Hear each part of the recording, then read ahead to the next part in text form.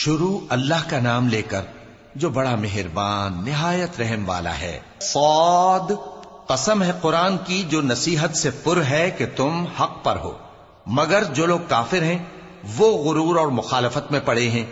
ہم نے ان سے پہلے بہت سی امتوں کو ہلاک کر دیا تو وہ عذاب کے وقت لگے فریاد کرنے، اور وہ چھٹکارے کا وقت نہیں تھا۔ اور انہوں نے تعجب کیا کہ ان کے پاس انہی میں سے ایک خبردار کرنے والا آیا، اور کافر کہنے لگے کہ یہ تو جادوگر ہے جھوٹا، کیا اس نے اتنے معبودوں کی جگہ ایک ہی معبود قرار دے دیا؟ یہ تو بڑی عجیب بات ہے۔ اور ان میں جو معزز تھے وہ چل کھڑے ہوئے اور بولے کہ چلو اور اپنے معبودوں کی پوجا پر قائم رہو، بے شک یہ ایسی بات ہے جس میں کوئی خاص غرض ہے، یہ بات کسی دوسرے مذہب میں ہم نے کبھی سنی ہی نہیں، یہ تو بالکل گھڑی ہوئی بات ہے۔ کیا ہم سب میں سے اسی پر نصیحت کی کتاب اتری ہے؟ اصل بات یہ ہے کہ یہ لوگ میری نصیحت کی طرف سے شک میں ہیں، بلکہ انہوں نے ابھی میرے عذاب کا مزہ نہیں چکھا۔ کیا ان کے پاس تمہارے پروردگار کی رحمت کے خزانے ہیں جو غالب ہے، سب کچھ عطا کرنے والا ہے؟ یا آسمانوں اور زمین اور جو کچھ ان میں ہے ان سب پر انہی کی حکومت ہے؟ تو چاہیے کہ رسیاں تان کر آسمانوں پر چڑھ جائیں۔ یہاں شکست کھائے ہوئے گروہوں میں سے یہ بھی ایک لشکر ہے۔ ان سے پہلے نوح کی قوم اور عاد اور میخوں والا فرعون بھی جھٹلا چکے ہیں، اور سمود اور لوط کی قوم اور بن کے رہنے والے بھی، یہی وہ شکست خوردہ گروہ ہیں۔ ان سب نے پیغمبروں کو جھٹلایا تو میرا عذاب ان پر آ واقع ہوا، اور یہ لوگ تو صرف ایک زور کی آواز کا جس میں شروع ہونے کے بعد کچھ وقفہ نہیں ہوگا انتظار کرتے ہیں، اور کہتے ہیں کہ اے ہمارے پروردگار، ہم کو ہمارا حصہ جلدی سے حساب کے دن سے پہلے ہی دے دے۔ اے پیغمبر صلی اللہ علیہ وآلہ وسلم، یہ جو کچھ کہتے ہیں اس پر صبر کرو، اور ہمارے بندے داؤد کو یاد کرو جو صاحب قوت تھے، بے شک وہ رجوع کرنے والے تھے۔ ہم نے پہاڑوں کو ان کے زیر فرمان کر دیا تھا کہ صبح و شام ان کے ساتھ تسبیح کرتے تھے، اور پرندوں کو بھی کہ وہ جمع رہتے تھے، ہر ایک ان کے آگے رجوع رہتا تھا۔ اور ہم نے ان کی بادشاہی کو مستحکم کیا اور ان کو حکمت اور فیصلہ کن خطابت عطا فرمائی۔ اور اے نبی صلی اللہ علیہ وآلہ وسلم، کیا تمہارے پاس ان جھگڑنے والوں کی بھی خبر آئی ہے جب وہ دیوار پھاند کر اندر داخل ہوئے؟ جس وقت وہ داؤد کے پاس آئے تو وہ ان سے گھبرا گئے۔ انہوں نے کہا کہ خوف نہ کیجیے، ہم دونوں کا ایک مقدمہ ہے کہ ہم میں سے ایک نے دوسرے پر زیادتی کی ہے، تو آپ ہم میں انصاف سے فیصلہ کر دیجئے اور بے انصافی نہ کیجیے گا، اور ہم کو سیدھا رستہ دکھا دیجئے۔ بات یہ ہے کہ یہ میرا بھائی ہے، اس کے ہاں 99 دمبیاں ہیں اور میرے پاس ایک دمبی ہے، یہ کہتا ہے کہ یہ بھی میرے حوالے کر دے، اور گفتگو میں مجھ پر حاوی ہو رہا ہے۔ انہوں نے کہا کہ یہ جو تیری دمبی مانگتا ہے کہ اپنی دمبیوں میں ملا لے، بے شک تجھ پر ظلم کرتا ہے، اور اکثر شریک ایک دوسرے پر زیادتی ہی کیا کرتے ہیں۔ ہاں، جو ایمان لائے اور عمل نیک کرتے رہے، اور ایسے لوگ بہت کم ہیں۔ اور داؤد نے خیال کیا کہ اس واقعے سے ہم نے ان کو آزمایا ہے، تو انہوں نے اپنے پروردگار سے مغفرت مانگی اور جھک کر سجدے میں گر پڑے اور اللہ کی طرف رجوع کیا۔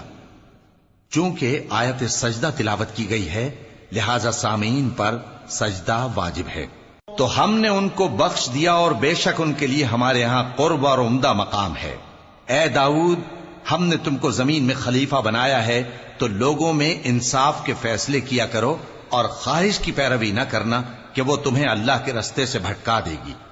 جو لوگ اللہ کے رستے سے بھٹکتے ہیں ان کے لیے سخت عذاب ہے، اس لیے کہ انہوں نے حساب کے دن کو بھلا دیا۔ اور ہم نے آسمان اور زمین کو اور جو کائنات ان میں ہے اس کو بے مقصد نہیں پیدا کیا، یہ ان کا گمان ہے جو کافر ہیں، سو کافروں کے لیے دوزخ کا عذاب ہے۔ جو لوگ ایمان لائے اور عمل نیک کرتے رہے، کیا ان کو ہم ان کی طرح کر دیں گے جو ملک میں فساد کرتے ہیں، یا پرہیزگاروں کو بدکاروں کی طرح کر دیں گے؟ یہ کتاب جو ہم نے تم پر نازل کی ہے بابرکت ہے، تاکہ لوگ اس کی آیتوں میں غور کریں اور تاکہ اہل عقل نصیحت حاصل کریں۔ اور ہم نے داؤد کو سلیمان عطا کیے، بہت خوب بندے تھے، اور وہ اللہ کی طرف بہت رجوع کرنے والے تھے۔ جب ان کے سامنے شام کو اصیل گھوڑے پیش کیے گئے تو کہنے لگے کہ میں نے اپنے پروردگار کی یاد سے غافل ہو کر مال کی محبت اختیار کی، یہاں تک کہ آفتاب پردے میں چھپ گیا۔ بولے کہ ان کو میرے پاس واپس لاؤ، پھر ان کی ٹانگوں اور گردنوں پر ہاتھ پھیرنے لگے، اور ہم نے سلیمان کی آزمائش کی اور ان کے تخت پر ایک دھڑ سا ڈال دیا۔ پھر انہوں نے اللہ کی طرف رجوع کیا اور دعا کی کہ اے پروردگار مجھے معاف فرما اور مجھ کو ایسی بادشاہی عطا فرما کہ میرے بعد کسی کو شایع نہ ہو، بے شک تو سب کچھ عطا فرمانے والا ہے۔ پھر ہم نے ہوا کو ان کے زیر فرمان کر دیا کہ جہاں وہ پہنچنا چاہتے ان کے حکم سے نرم نرم چلنے لگتی، اور جنوں کو بھی ان کے زیر فرمان کیا۔ یہ سب عمارتیں بنانے والے اور غوطہ مارنے والے تھے، اور کچھ دوسروں کو بھی جو زنجیروں میں جکڑے ہوئے تھے۔ ہم نے کہا یہ ہماری بخشش ہے، چاہو تو احسان کرو یا رکھ چھوڑو، تم سے کچھ حساب نہیں ہے، اور بے شک ان کے لیے ہمارے ہاں قرب اور عمدہ ٹھکانہ ہے۔ اور ہمارے بندے ایوب کو یاد کرو جب انہوں نے اپنے رب کو پکارا اور کہا کہ شیطان نے مجھ کو ایذا اور تکلیف دے رکھی ہے۔ ہم نے کہا کہ زمین پر لات مارو، دیکھو یہ چشمہ نکل آیا، نہانے کو ٹھنڈا پانی اور پینے کو بھی، اور ہم نے ان کو اہل و عیال اور ان کے ساتھ اتنے ہی اور بخشے۔ یہ ہماری طرف سے رحمت اور عقل والوں کے لیے نصیحت تھی۔ اور ہم نے کہا اپنے ہاتھ میں تنکوں کا ایک مٹھا لو، پھر اس سے مار لو اور قسم نہ توڑو، بے شک ہم نے ان کو ثابت قدم پایا، بہت خوب بندے تھے، بے شک وہ بہت رجوع کرنے والے تھے۔ اور ہمارے بندوں ابراہیم اور اسحاق اور یعقوب کو یاد کرو جو قوت والے اور صاحب نظر تھے۔ ہم نے ان کو ایک صفت خاص آخرت کے گھر کی یاد سے ممتاز کیا تھا، اور وہ ہمارے نزدیک منتخب اور خوبی والوں میں سے تھے۔ اور اسماعیل اور الیسع اور ذوالکفل کو یاد کرو، اور یہ سب بھی خوبی والوں میں سے تھے۔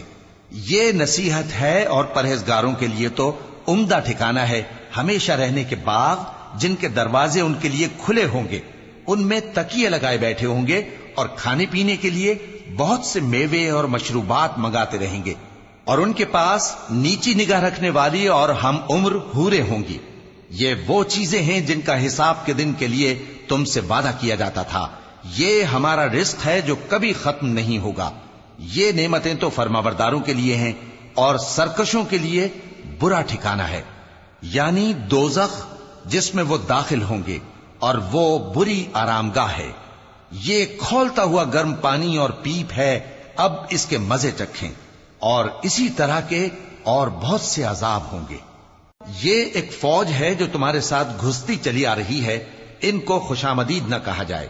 یہ دوزخ میں جانے والے ہیں، کہیں گے بلکہ تمہیں کو خوشامدید نہ کہا جائے، تمہیں تو یہ بلا ہمارے سامنے لائے ہو، سو یہ برا ٹھکانہ ہے۔ وہ کہیں گے اے پروردگار جو اس کو ہمارے سامنے لایا ہے اس کو دوزخ میں دگنا عذاب دے، اور کہیں گے کیا سبب ہے کہ یہاں ہم ان لوگوں کو نہیں دیکھتے جن کو ہم بروں میں شمار کرتے تھے؟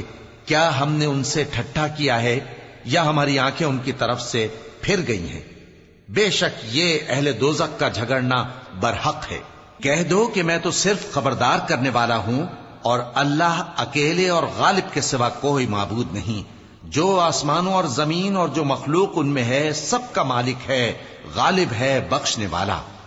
کہہ دو کہ یہ ایک بڑی ہولناک چیز کی خبر ہے جس کو تم دھیان میں نہیں لاتے، مجھ کو اوپر کی مجلس والوں کا جب وہ جھگڑتے تھے کچھ بھی علم نہ تھا، میری طرف تو یہی وحی کی جاتی ہے کہ میں کھلم کھلا خبردار کرنے والا ہوں۔ جب تمہارے پروردگار نے فرشتوں سے کہا کہ میں مٹی سے انسان بنانے والا ہوں، جب میں اس کو درست کر لوں اور اس میں اپنی روح پھونک دوں تو اس کے آگے سجدے میں گر پڑنا، سو تمام فرشتوں نے سجدہ کیا مگر ابلیس کہ وہ اکڑ بیٹھا اور کافروں میں ہو گیا۔ اللہ نے فرمایا کہ اے ابلیس، جس شخص کو میں نے اپنے ہاتھوں سے بنایا اس کے آگے سجدہ کرنے سے تجھے کس چیز نے منع کیا؟ کیا تو غرور میں آ گیا یا اونچے درجے والوں میں تھا؟ بولا کہ میں اس سے بہتر ہوں کہ تو نے مجھ کو آگ سے پیدا کیا اور اسے مٹی سے بنایا۔ فرمایا بس یہاں سے نکل جا، تو مردود ہے اور تجھ پر قیامت کے دن تک میری لعنت پڑتی رہے گی۔ کہنے لگا کہ میرے پروردگار، اچھا تو مجھے اس روز تک کہ لوگ اٹھائے جائیں مہلت دے۔ فرمایا کہ تجھ کو مہلت دی جاتی ہے اس روز تک جس کا وقت مقرر ہے۔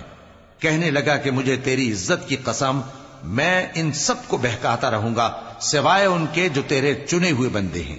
فرمایا ٹھیک ہے، اور میں ٹھیک ہی کہتا ہوں، کہ میں تجھ سے اور جو ان میں سے تیری پیروی کریں گے سب سے جہنم کو بھر دوں گا۔ اے پیغمبر کہہ دو کہ میں تم سے اس کا صلہ نہیں مانگتا اور نہ میں بناوٹ کرنے والوں میں ہوں۔ یہ قرآن تو اہل عالم کے لیے نصیحت ہے اور تم کو اس کا حال کچھ وقت کے بعد معلوم ہو جائے گا۔